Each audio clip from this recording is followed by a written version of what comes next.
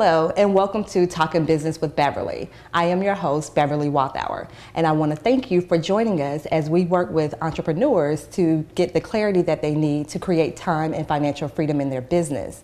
And what we do is not only make sure you meet your business needs, but also physical, mental, emotional, spiritual, and your financial needs as well. On this episode, we have Darius Norman joining us to talk about how to address our financial needs. Darius, thank you so much for joining us. Thanks, you. Thank you. So please briefly introduce yourself and tell us, what do you do? My name is Darius Norman.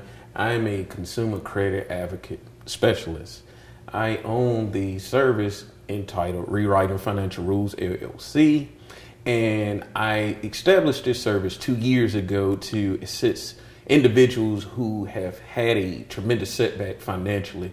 If they are faced with credit challenges, our advocacy agency comes into play to assist members by providing them education and direction in terms of dealing with hard credit needs and challenges. Wow. And before we actually dive too deep into the topic, I like to ask my guests 3 random questions. Darius, are you game for this? Yes. Okay, good. What's your favorite color?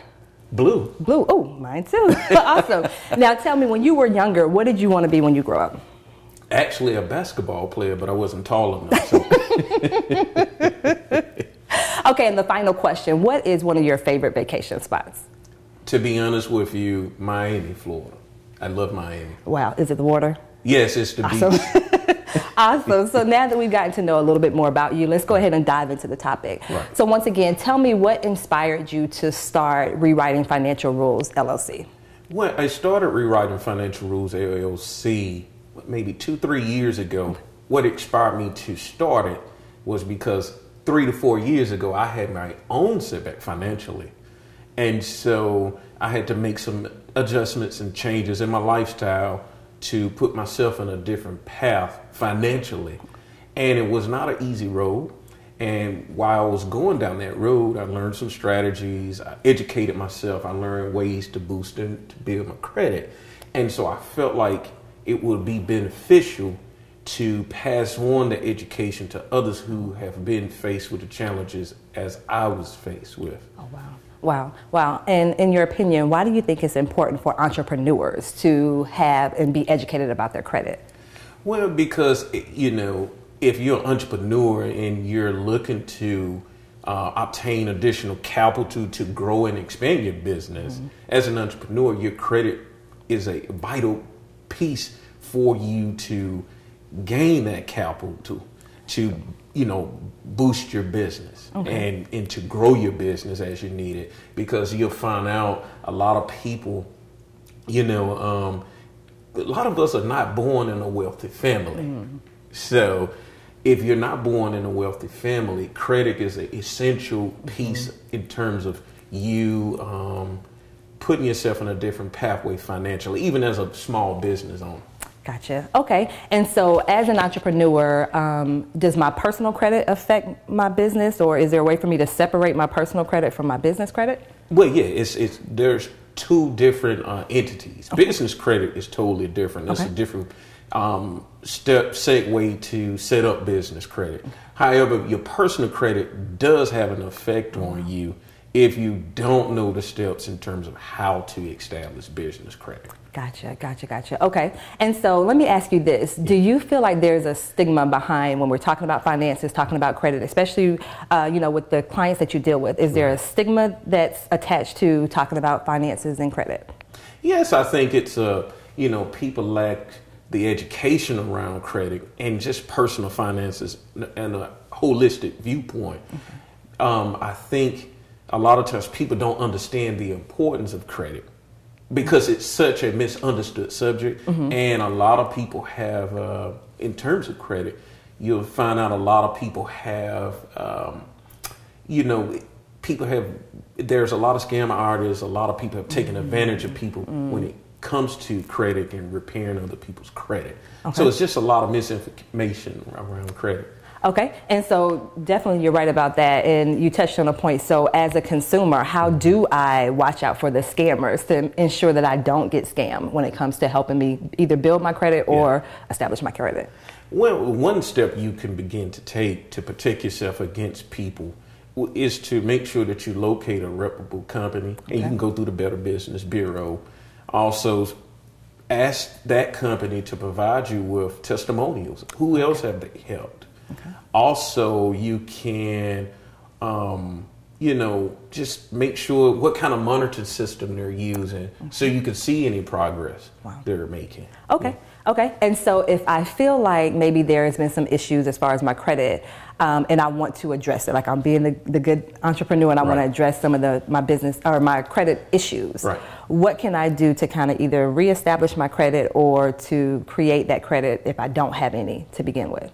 Well, the first step in terms of reestablishing credit or repairing your credit, as a consumer, you have the right to obtain a free credit report once a year. So the first step, listening audience, you would need to pull a free credit report. It's free of charge. You can go to annualcreditreport.com and obtain all 3 credit reports for free. That's the first step. The second step would be is once you obtain those 3 credit reports, you should review those to determine if there are any inaccuracies or wrong reporting being placed on your credit report, because based on a study and research, 79% of Americans have some type of inaccuracy or some type of wrong information placed on their credit reports. But due to the lack of information and education around credit, a lot of consumers don't don't review their credit reports once a year, and they don't even know their credit score, and it can cost them thousands of dollars. Wow. We're definitely going to talk about this a little bit more. We will actually be back right after these messages.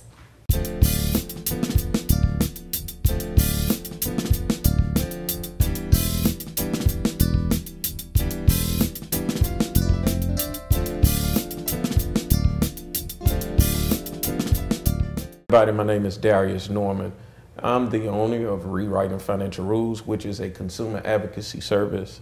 And I'd like to give you step-by-step process in regards to repairing your credit, because I get a lot of people asking me, what are the steps to begin to repair your credit? So the first step would be to, as I stated, you as a consumer, you have the right to obtain a free credit report based on the law called the Fair Credit Reporting Act. It allows you to obtain a free credit report.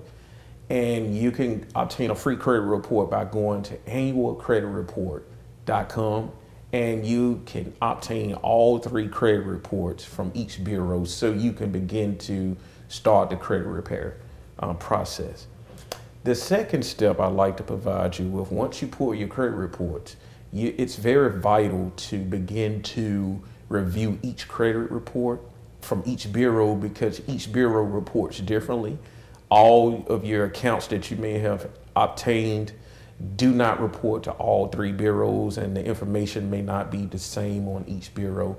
So the next step will be is to review your credit reports to identify any wrong or misinformation on your credit report. Once you do that and identify wrong information, as a consumer, you have the right to dispute negative credit items. And the Fair Credit Reporting Act allows you to go through the dispute process. And how you can dispute there are 3 options you have as a consumer. Once you identify wrong information on your credit reports, you have the option to call into the bureaus that is reporting the negative information. You can call and investigate and ask for a dispute to be investigated. Second option as a consumer in terms of disputing your credit, you can dispute it online. You can go online and dispute it. And the third step would be, if you choose this option to dispute a negative item, is to send letters directly to the bureaus. And also you can actually just hire a credit repair company. I always encourage people, if you don't have the time or don't have the education in regards to disputing items, it will be helpful to hire somebody who has the insight into information and the experience helping others deal with challenging credit. So I hope I helped you understand the process of repairing your credit and the options as a consumer you have to begin the dispute process.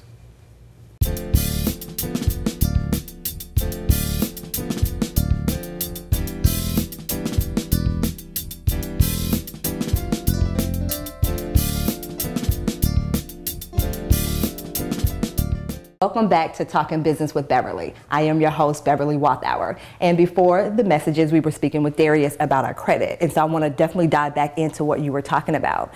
And so before the messages, you mentioned, being aware of, maybe potential scams when it comes to your credit. And then you also gave a couple of pointers on what we need to do as consumers to just keep abreast of our credit and our credit report.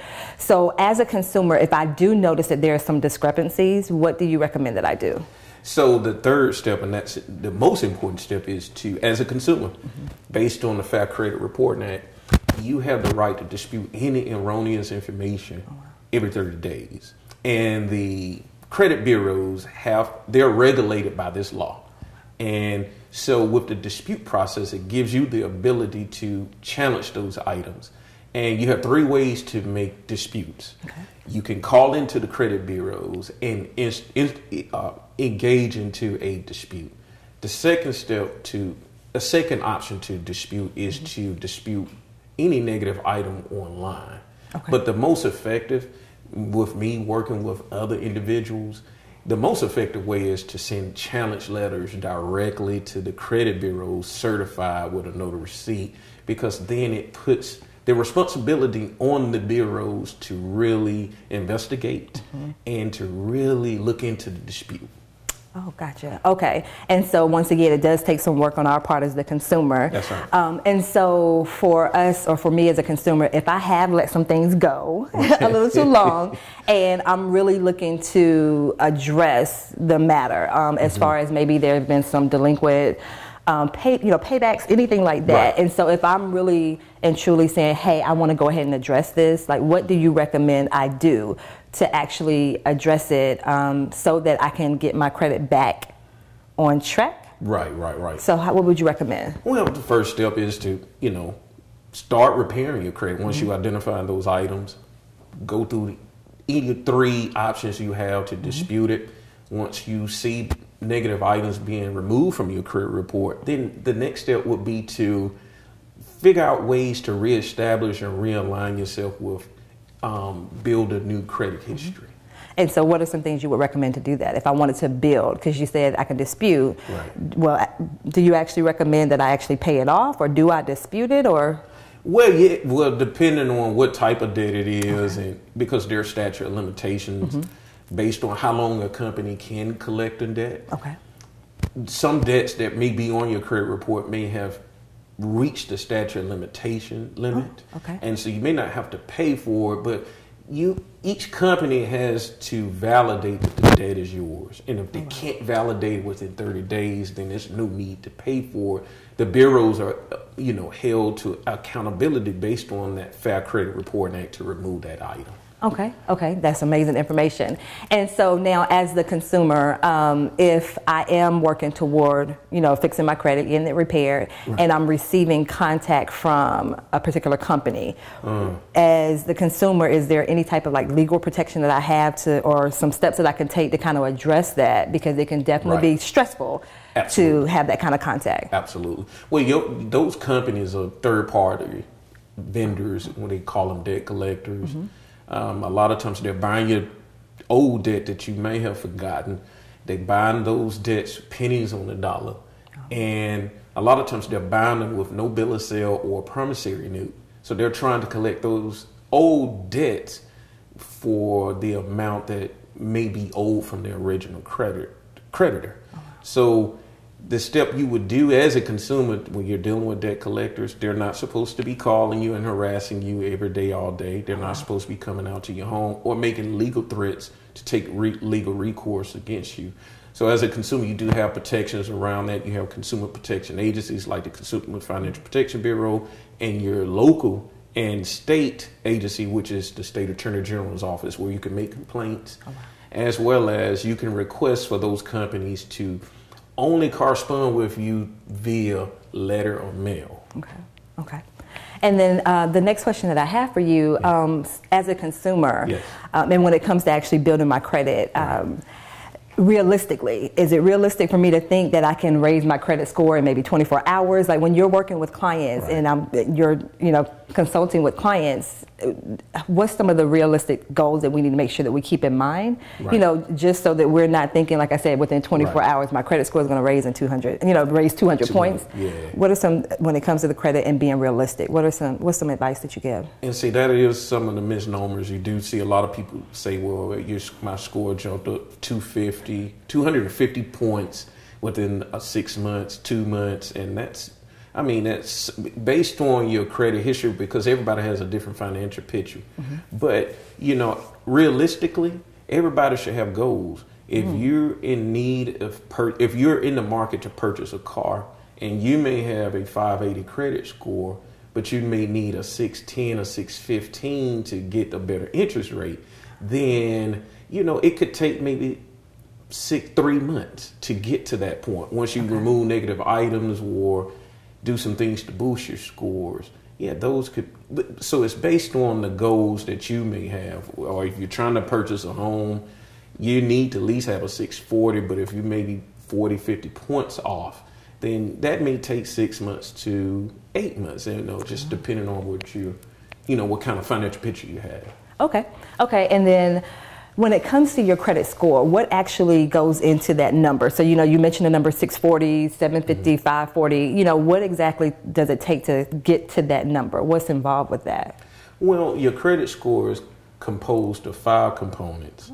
Your payment history, how you utilize credit, the open accounts you have, how long you've had those, have you made on-time payments, and the length and time of the credit that you've had. Yeah, so it's in the mixture of loans. So if you have car loans, student loans, or credit cards, all those 5 components create your credit score. Okay. So if the two most important that you need and the audience needs to know in terms of making sure that credit score is going to be at a great point is making sure you're making 30-day making your payments on time. Okay. And the second step is if you have revolving accounts, such as credit cards or any kind of installment loan, make sure you're not overutilizing those credit cards. Okay. And so what's that definition of overutilizing? Well, say if you had a $500 credit card limit and you're maxing that card, you're almost to the point where you're at that limit of $500. You may be at $485. Okay. So that will have a dramatic effect on your credit score, even if you are paying those, making the payments on time, but you're showing that, you're overextending yourself in credit, and the bankers and the financial institutions look at it as a risk to maybe become delinquent, or you may be at a place of, reaching a financial setback. Okay. So once again, you're saying as the consumer, we just need to make sure that we're not just paying attention to that number, but making sure that we understand what makes up that number. Right. And so in your experience, when it comes to the 5 areas of credit, which one do you feel like they struggle with the most as far as maintaining? Is it usually like the credit card? Is it the length of time? Yes. I think it's the credit card aspect, the utilization rate. Because you got to think about it. We are a hyper consumerism nation and industry. And so America does, encourage us to spend a lot more. The cost of living is rising every year. You're seeing your taxes going up, but your pay rate is not going up. And so then a lot of times most Americans don't even have $500 in a savings just in case of an emergency pops up. So then a lot of Americans are forced to overutilize credit because of those situations that crunch financially. Gotcha. Okay, so am I hearing you say have an emergency fund? Absolutely. That's what I'm saying. And I know that's hard sometimes, Gotcha. Okay, well that makes a lot of sense. And so once again, incredible information that you've been providing us. And so we will be right back after these messages.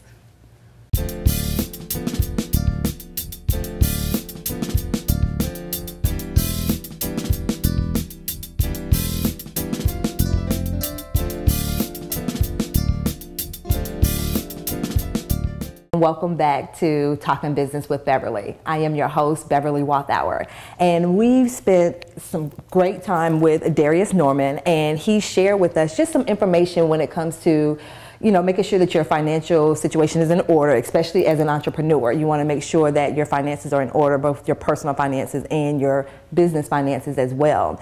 And so, Darius, you share with us a lot of excellent tips. You've spoken to us about the 5 areas when it comes to composing your credit score.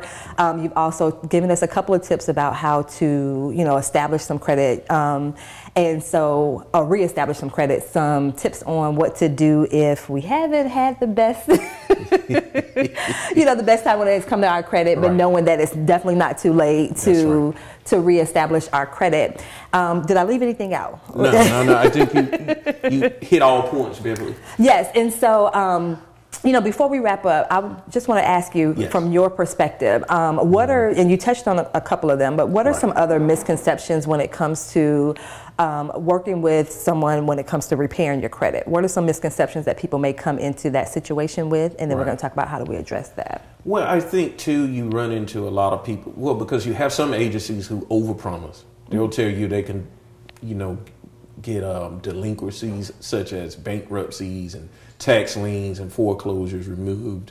And there are some success rates there, but those are really challenging, and so if you're not in it to be consistent, you may not see those, items being removed immediately. So you'll see a lot of companies who say that, removing late payments from company. You do.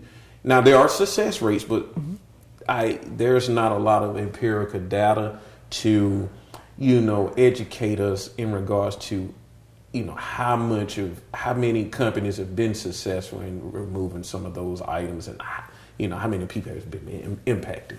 Wow, now that I did not know, because we hear about that all the time. Yeah. So you're saying, as a consumer, do I stay away from those companies? Do I ask for more information on how they do it, or what do you recommend if I do come across a company that does advertise in that way? Well, you can. I think credit repair companies are still great. That is another way to, go through the dispute process, because if you don't have the time to do it yourself, it is helpful to hire a credit repair company.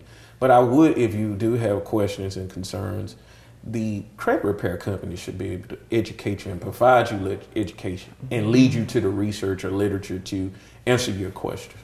Okay.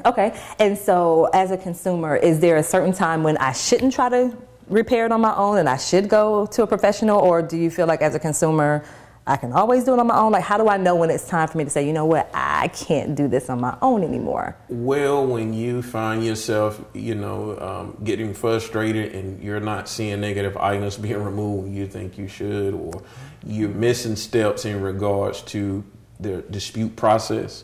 You're sending letters and you may not be sending them appropriately, or not saying the right jargon in the letters, then you may need to get with a professional credit repair service. Okay. And so when you're working with clients, is there a certain amount of time, like is it just a one-time thing working with you, or is it something that takes 3, 4, 5, 6 months? So realistically, when I'm working to get my credit repaired, how long should that process be? Well, it goes back to each person's credit profile and what we identify to be erroneous, wrong information, what is realistically we can actually challenge and repair and have removed. So that's a case-by-case situation. You may have some people who only need maybe a month in regards to disputing some items. Some people 6 months, some people a year, some 2 years. I know when I was rebuilding my credit, it took me maybe a year and a half. But as I was educating myself into the research, I probably could have accelerated the process. And so once again, one point that you did touch on is that education piece. So once again, if I do decide to go to a credit repair company, and I'm working with them, so you're telling me that they should provide me with some information, and the information that I have, is it so that I can do it on my own, or is it just so that I can make sure that when I get the next letter, I know how to address it? Or absolutely, so they can answer your questions and fill in those gaps, and give you a realistic perspective in terms of how long it's going to take to build and boost your credit and have those items being removed. Okay, good, good. And so before we do wrap up, let me ask you this. What one piece of advice would you give to anyone or to our viewers when it comes to them building their credit and the importance of building their credit? Well, the one piece of advice is to your listening audience. I would definitely encourage the listening audience to watch overspending and overutilizing with your credit cards. That is the most important piece in terms of maintaining a good credit score or not plummeting your credit score.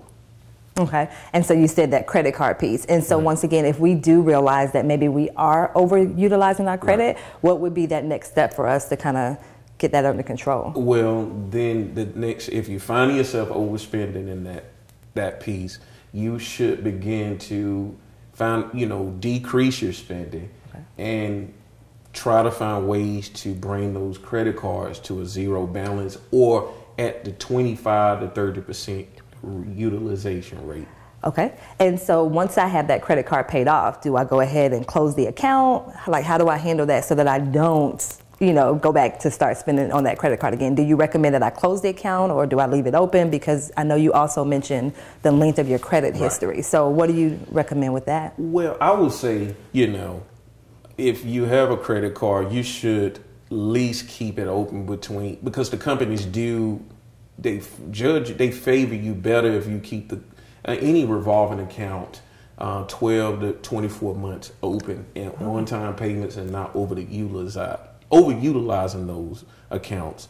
And then you can make a decision to close them after you've built that credit history. But, if it's based on discipline too. So if you have a $300 credit limit, right, you should put a limit at $50 if you're going to keep it open. And if you can't, if you get to that $50, then you have to put it up. So you won't get to that point of reaching overutilization. Okay, awesome. And so what's your website and your email address so that our viewers can find out more information about you? Okay, so my website is www.rewritingfinancialrulesllc.com. You can reach me there. I have commentary, testimonials, as well as previous interviews where you can learn more information. Okay, and once again, repeat that website one more time. www.rewritingfinancialrulesllc.com. Awesome. And once again, Darius, I do want to thank you for joining us today. And I also want to thank you, the viewers, for joining us as well. And remember that as entrepreneurs, we need to make sure that not only do we address our business needs, but also our physical, mental, emotional, spiritual, and financial needs as well. Once again, I am Beverly Walthour, and thank you for joining Talking Business with Beverly. Thank you.